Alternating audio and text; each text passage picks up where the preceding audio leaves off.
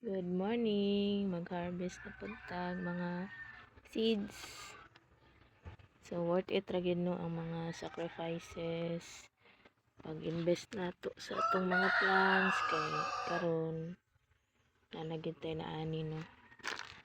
So, ang uban ani ako ra gini gianam-anam no.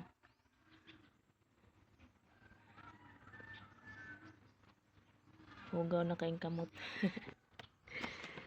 So, napay sa front.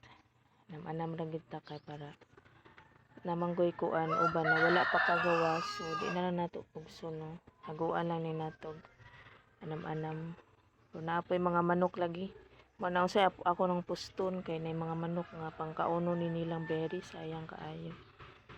So ginainanin lang nako para mailhan nako nga mao niyang babies no.